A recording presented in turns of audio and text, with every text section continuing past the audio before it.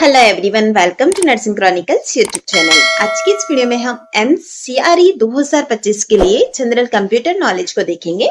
आज की इस वीडियो में हम देखने वाले हैं शॉर्टकट्स जो होती हैं और उसमें भी हम कंट्रोल के साथ कौन सी की प्रेस करते हैं तो हमारा शॉर्टकट कौन सा बनता है। सबसे फर्स्ट है हमारा Ctrl+A यानी कि ऑल सेलेक्ट। Ctrl+B लेटर्स को बोल्ड करने के लिए हम यूज में लेते हैं। Ctrl+C कॉपी, Ctrl+D यानी कि duplicate, Ctrl+E alignment centre side, Ctrl+F find, Ctrl+G group and go to, Ctrl+H यानी कि replace, Ctrl+I italic, Ctrl+J justify, Ctrl+K hyperlink, Ctrl+S L alignment left side, Ctrl+M new slide. Ctrl+N होगा यानी कि new document या page open करना है तो किसी भी फाइल को ओपन करने के लिए Ctrl+O प्रेस किया जाता है। अगर हमें प्रिंट निकालना है तो उसके लिए Ctrl+P, क्विट करना है तो कंट्रोल के साथ Q को प्रेस करना है। अगर हमारा जो अलाइनमेंट है वो राइट साइड चाहिए तो Ctrl+R। जैसा कि आपने यहाँ देखा, L के अंदर हम लेफ्ट साइड जाते हैं और R के अंदर जो रहता है राइट साइड जाता है, और E के साथ प्रेस किया तो अलाइनमेंट हमारा सेंटर में आ जाता है। नेक्स्ट, अगर हमें किसी फाइल को सेव करना है तो उसके लिए प्रेस करते हैं Ctrl+S। अगर हमें न्यू टैब चाहिए तो Ctrl+T।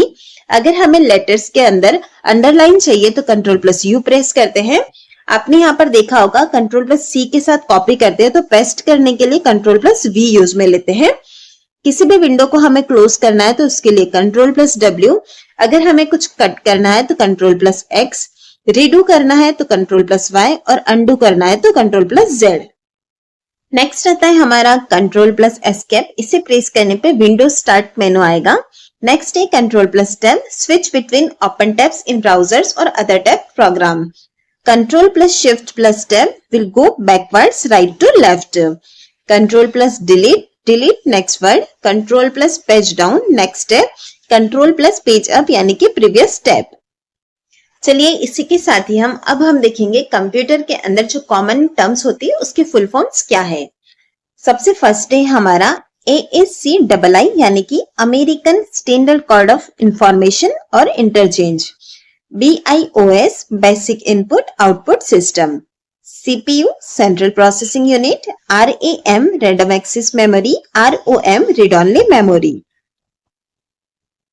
SSD solid state drive. HDD hard disk drive. GPU यानी कि graphics processing unit. URL uniform resource locator. HTTP hypertext transfer protocol. HTTPS hypertext transfer protocol secure. FTP file transfer protocol. IP internet protocol. DNS domain name system. LAN local area network. Next है हमारा WAN wide area network. VPN virtual private network. GUI graphical user interface. CLI command line interface. SQL structured query language. XML extensible markup language. 22 है हमारा HTML hypertext markup language. 23 CSS cascading style sheet. 24 है हमारा DOS disk operating. 25 OOP object oriented programming. 26 है API application programming interface. 27 SDK software development kit. 28 IoT internet of things. 29 ML machine learning. 30 AI artificial intelligence. 31 UML unified modelling language. 32 SSH secure shell. 33 PDF portable document format. 34 है हमारा wifi wireless fidelity. 35 MSC media access. 36 SSID service set identifier. 37 है हमारा DPI dots per inch.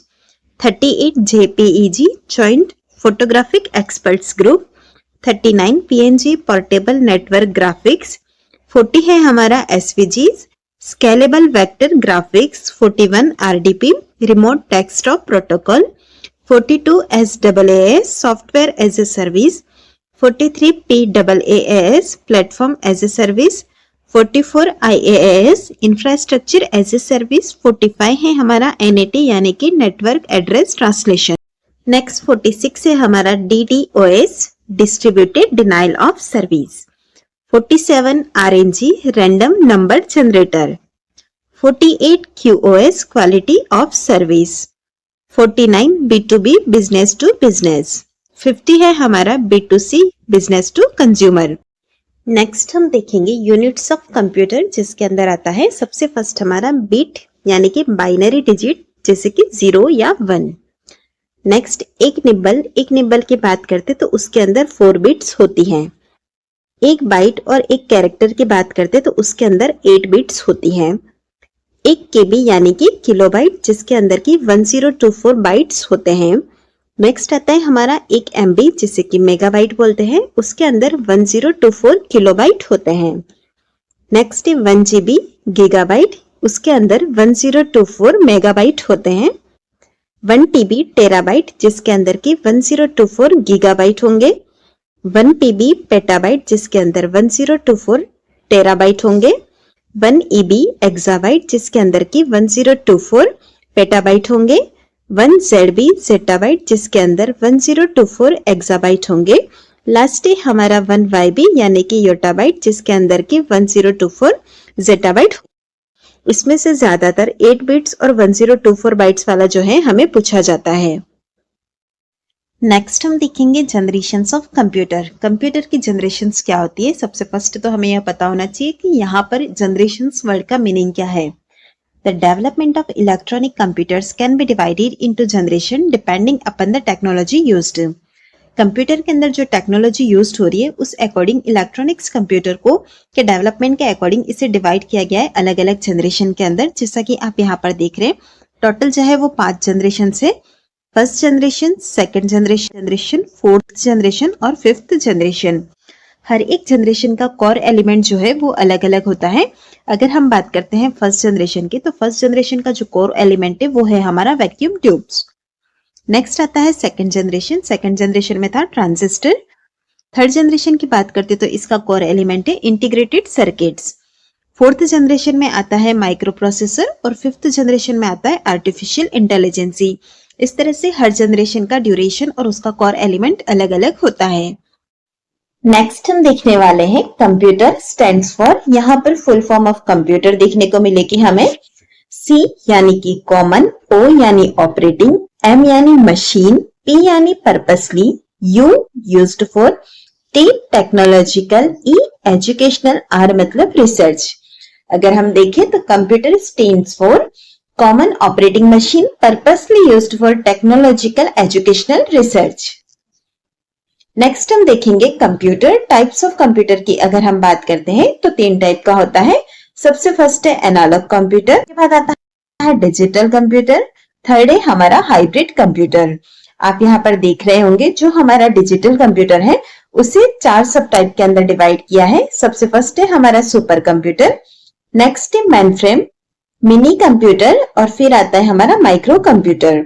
जो हमारा mainframe computer है उसे फिर further divide किया 3 पार्ट्स में according to size, larger, medium and smaller.